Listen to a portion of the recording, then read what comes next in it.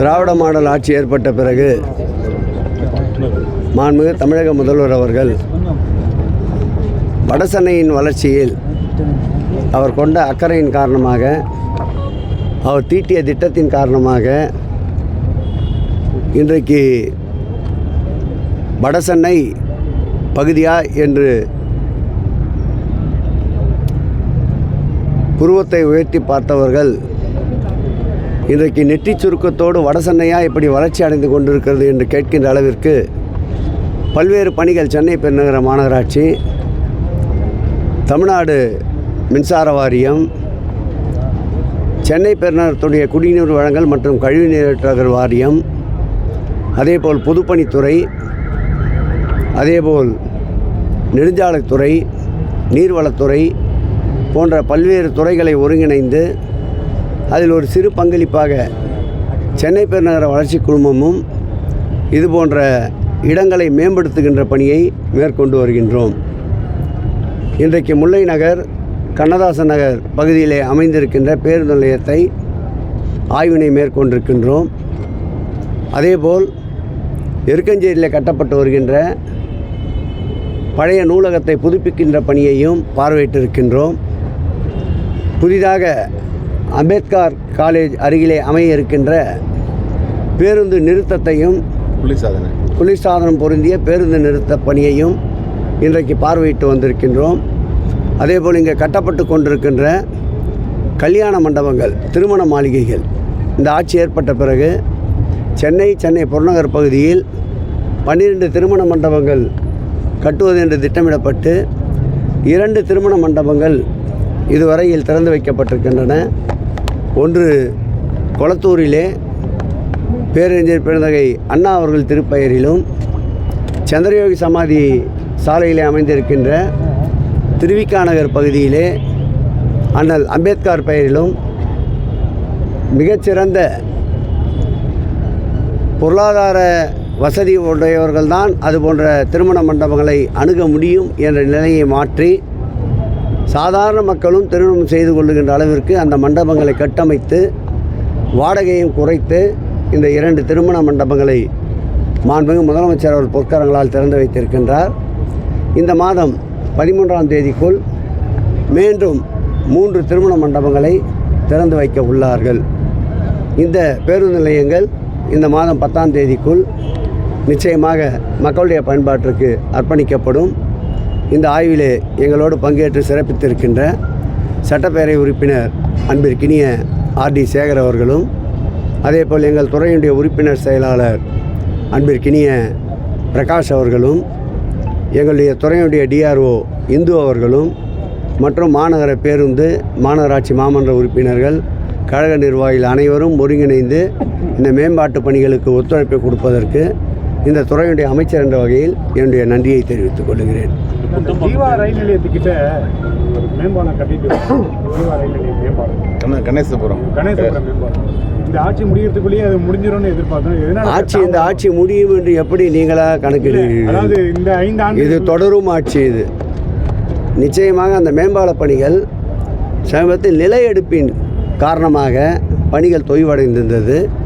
அதேபோல் நம்மோடு எல்லா வகையிலும் ஒத்துப்போகின்ற ஒன்றிய அரசினுடைய ஒத்துழையாமை இயக்கத்தால் பணிகள் தாமதப்படுத்தப்பட்டிருக்கின்றன.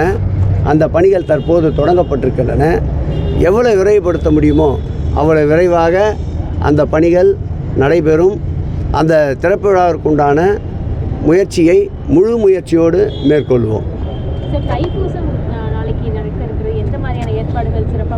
ஏதாவது ஒரு கோயிலுக்கு தங்கச்சி வாங்க, நாங்கள் இட்டுன்னு போகிறேன், ஏற்பாடை பார்த்துட்டு அப்புறம் நீயே அதிசயிப்ப. பக்த கோடிகளுக்கு வருகின்றவர்களுக்கு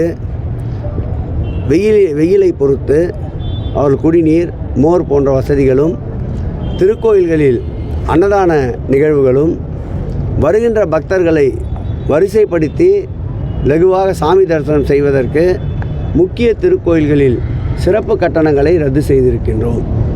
கூடுதலாக துப்புரவு பணி, தூய்மை பணிக்கும், கூடுதலாக பாதுகாப்பு பணிக்கும் எந்தெந்த திருக்கோயில் எல்லாம் அந்த நாட்களில் கூட்டம் குறைவாக வருமோ அந்த திருக்கோயிலிருந்து அந்த பணியாளர்களை பயன்படுத்தி இருக்கின்றோம். அதேபோல் தைப்பூசம் உச்சகட்டத்தில் இருக்கின்ற நம்முடைய பழனி ஆண்டவர் திருக்கோயில் போன்ற கோயில்களில் கூடுதலாக இணை ஆணையாளர்களை பொறுப்பாளர்களாக நியமித்து தொடர் கண்காணித்து வருகின்றோம். பழனியில் கூட மாண்புமிகு தமிழக முதல்வர் பொறுப்பேற்ற பிறகுதான் இந்த தைப்பூசத்தில் தினந்தோறும் 20,000 பேருக்கு என்று உணவு அறிவித்து 4 லட்சம் பேருக்கு ஒட்டுமொத்தமாக இந்த திருவிழா காலங்களில் திருக்கோயில் சார்பிலே உணவளிக்கப்படுகின்றது.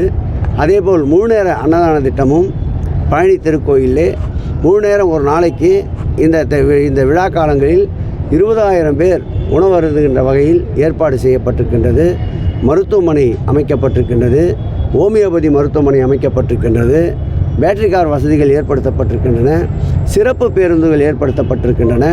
அனைத்து பெரிய திருக்கோயில்களிலும் போதிய அளவு காவல்துறை ஆய்வு செய்து போதிய காவல்துறை அவருடைய பாதுகாப்பு வழங்கப்பட்டிருக்கின்றது. தீயணைப்பு வாகனங்களும் மிகப்பெரிய திருக்கோயில்களில் தயார் நிலையில் நிறுத்தப்பட்டிருக்கின்றன. அனைத்து திருக்கோயில்களிலும் முதலுதவி சிகிச்சை பெறுவதற்காக அனைத்து சிறப்பு அம்சங்களும் கொண்ட ஆம்புலன்ஸ் வண்டி நிறுத்தி வைக்கப்பட்டிருக்கின்றன. இன்னும் கூடுதலான தேவைகள் என்றாலும் அந்தந்த சூழலுக்கேற்றாற்போல் அந்தந்த நடவடிக்கைகளை மேற்கொள்ள இணை ஆணையாளருக்கு எங்களுடைய செயலாளர் மணிவாசம் அவர்களும் ஆணையாளர் ஸ்ரீதர் அவர்களும் உத்தரவிட்டிருக்கிறார். தொடர்ந்து நானும் தகவலை சேகரித்து கொண்டு சூழ்நிலைக்கு ஏற்றாற்போல் பணிகளை மேற்கொண்டு வருகிறோம்.